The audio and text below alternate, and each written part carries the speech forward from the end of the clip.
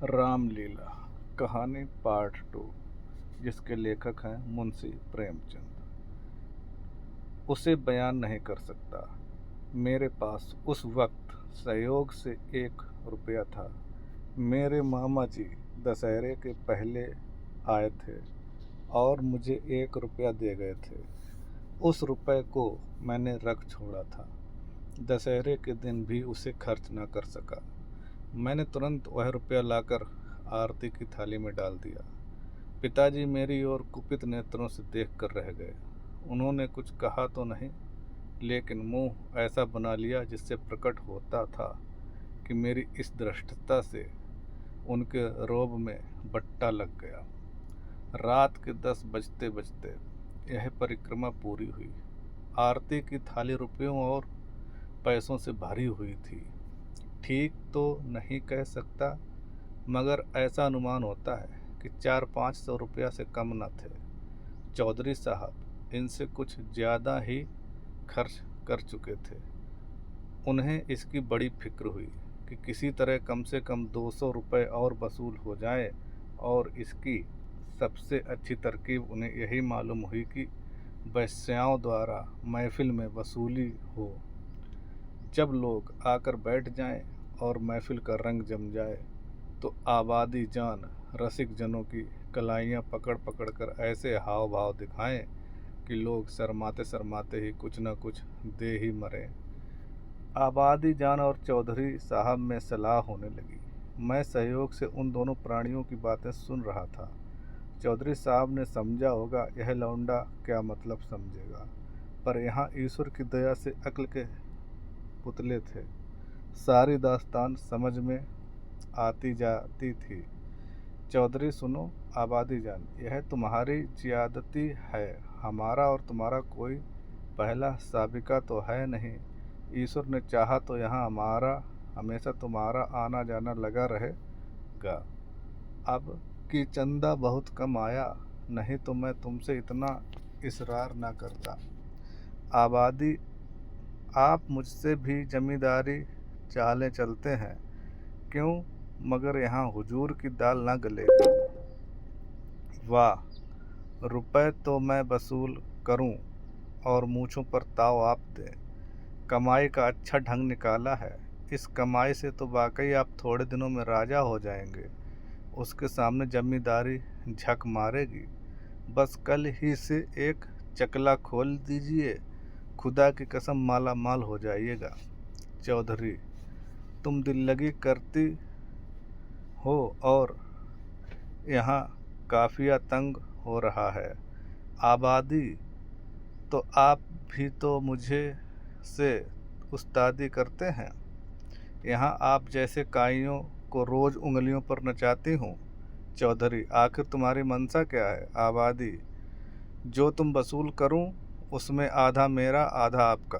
लाइए हाथ मारिए। चौधरी, यही सही।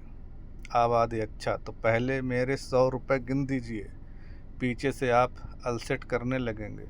चौधरी, वाह, वह भी लोगी और यह भी।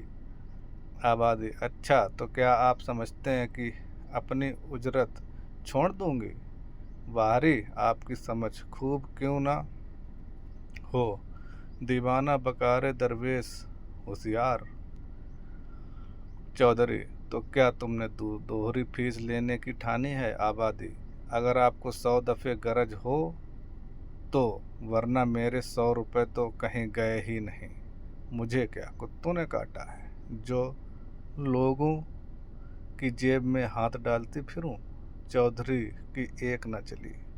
आबादी के सामने दबना पड़ा। नाच शुरू हुआ। आबादी जान बला की 100 औरत थी। एक तो कमसिन, उस पर हसीन, और उसकी अदाएं तो इस गजब की थीं कि मेरी तबीयत भी मस्त हुई जाती थी। आदमियों के पहनावे का गुण भी उसमें कुछ कम न था। जिसके सामने बैठ गई उससे कुछ न कुछ ले ही लिया। 5 रुपए से कम तो शायद ही किसी ने दिए हों। पिताजी के सामने भी वह बैठी। मैं मारे शर्म के गड़ गया। जब उसने उनकी कलाई पकड़ी तब तो मैं सहम उठा। मुझे यकीन था कि पिताजी उसका हाथ झटक देंगे और शायद धुतकार भी दें। किंतु यह क्या हो रहा है? ईश्वर, मेरी आंखें धोखा तो नहीं खा रही हैं? पिताजी मूंछों में हंस रहे हैं। ऐसी मृदु हंसी उनके चेहरे पर मैंने कभी नहीं देखी थी। उनकी आंखों से अनुराग टपका पड़ता था। उनका एक एक रोम पुलकित हो रहा था। मगर ईश्वर ने मेरी लाज रख ली। वह देखो, उन्होंने धीरे से आबादी के कोमल हाथों से अपनी कलाई छुड़ा ली। अरे, यह फिर क्या हुआ? आबादी तो उनके गले में बाहें डाले देती है। अब पिताजी उससे जरूर पीटेंगे। चुड़ैल को जरा भी शर्म नहीं?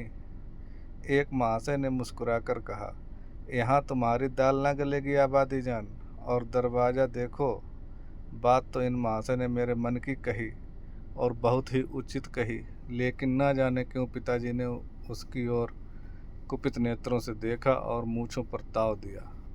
मुंह से तो वह कुछ न बोले, पर उनके मुख की आकृति चिल्लाकर सरोस शब्दों में कह रही थी, तू बनिया मुझे समझता क्या है? यहाँ ऐसे अवसर पर जान तक निसार करने को तैयार हैं। रुपए की हकीकत ही क्या? तेरा जी चाहे आजमा ले। तुझसे दूनी रकम ना दे डालूं तो मुंह ना दिखाऊं। महान आश्चर्य, घोर अनर्थ। अरे जमीन तू फट क्यों नहीं जाती? आकाश तू फट क्यों नहीं पड़ता? अरे मुझे मौत क्यों नहीं आ जाती? पिताजी जेब में हाथ डाल रहे हैं। वह कोई चीज़ निकाली और सेठ जी को दिखाकर आबादी जान को दे डाली। आह, यह तो असरफी है। चारों ओर तालियां बजने लगी। सेठ जी उल्लू बन गए या पिताजी ने मुंह की खाई, इसका निश्चय मैं नहीं कर सकता। मैंने केवल इतना देखा कि पिताजी ने एक असरफी निकाल कर आबादी जान को दी।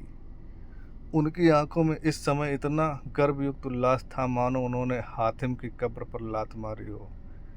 यही पिताजी हैं जिन्होंने मुझे आरती में 1 रुपया डालते देखकर मेरी ओर इस तरह से देखा था मानो मुझे फाड़ ही खाएंगे। मेरे उस परमोचित व्यवहार से उनके रौब में फर्क आता था और इस समय इस घृणित, कुत्सित और निंदित व्यापार पर गर्व और आनंद से फूले न समाते थे। आबादी जान ने एक मनोहर मुस्कान के साथ पिताजी को सलाम किया और आगे बढ़ी, मगर मुझसे वहाँ ना बैठा गया। मारे शर्म के मेरा मस्तक झुका जाता था। अगर मेरी आंखों देखी बात ना होती तो मुझे इस पर कभी एतबार न होता। मैं बाहर जो कुछ देखता सुनता था उसकी रिपोर्ट अम्मा से ज़रूर करता था, पर इस मामले को मैंने उनसे छिपा रखा। मैं जानता था उन्हें यह बात सुनकर बड़ा दुख होगा। रात भर गाना होता, रात तबले की धमक मेरे कानों में आ रही थी। जी चाहता था चलकर देखूं, पर साहस न होता था। मैं किसी को मुंह कैसे दिखाऊंगा? कहीं किसी ने पिताजी का जिक्र छेड़ दिया तो मैं क्या करूंगा? प्रातः काल रामचंद्र की विदाई होने वाली थी। मैं चारपाई से उठते ही आंखें मलता हुआ चौपाल की ओर भागा। डर रहा था कि कहीं रामचंद्र चले न गए हों। पहुंचा तो देखा तवाइफों की सवारियां जाने को तैयार हैं। 20 आदमी हसरतनाक मुंह बनाए मुझे उन्हें घेरे खड़े हैं। मैंने उनकी ओर आंख तक न उठाई, सीधा रामचंद्र के पास पहुंचा। लक्ष्मण और सीता बैठे रो रहे थे और रामचंद्र खड़े कांधों पर लुटिया डोर डाले उन्हें समझा रहे थे। मेरे सिवा वहां और कोई न था।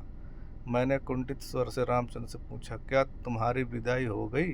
रामचंद्र, हाँ हो तो गई हमारी विदाई ही क्या, चौधरी साहब ने कह दिया, जाओ चले जाते हैं।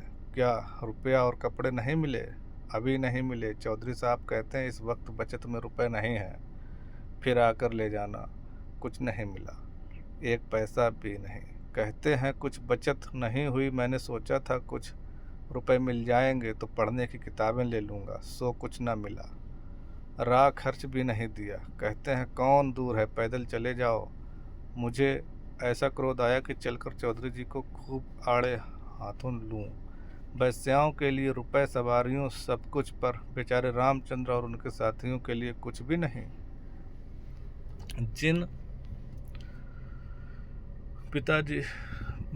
जिन लोगों ने रात को आबादी जान पर 10-10, 20-20 रुपए न्यौछावर किए, उनके पास क्या इनके लिए 2-2 4-4 आने पैसे भी नहीं। पिताजी ने भी आबादी जान को एक अशर्फी दी, देखूं इनके नाम पर क्या देते हैं। मैं दौड़ा हुआ पिताजी के पास गया। वह कहीं तफ्तीश पर जाने को तैयार खड़े थे। मुझे देखकर कहा, घूम रहे हो?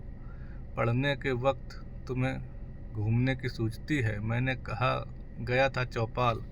रामचंद विदा हो रहे थे, उन्हें चौधरी साहब ने कुछ नहीं दिया। तो तुम्हें इसकी क्या फिक्र पड़ी है? वह जाएंगे कैसे? पास राह खर्च भी तो नहीं है।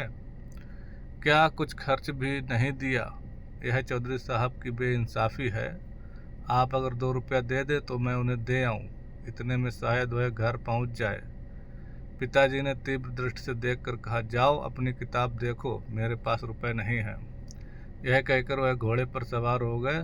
उसी दिन से पिताजी पर से मेरी श्रद्धा उठ गई।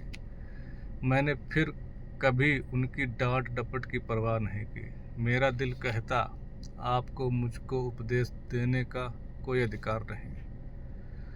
मुझे उनकी सूरत से चिढ़ हो गई। वह जो कहते थे मैं ठीक उसका उल्टा करता। यद्यपि इसमें मेरी हानि हुई, लेकिन मेरा अंतःकरण उस समय विप्लवकारी विचारों से भरा हुआ था। मेरे पास 2 आने पैसे पड़े हुए थे। मैंने पैसे उठा लिए और जाकर शर्माते शर्माते रामचंद को दे दिए। उन पैसों को देखकर रामचंद को जितना हर्ष हुआ, वह मेरे लिए आशातीत था। टूट पड़े मानो प्यासे को पानी मिल गया। यही 2 आने हैं मेरे पास, लेकर तीनों मूर्तियां विदा हुई।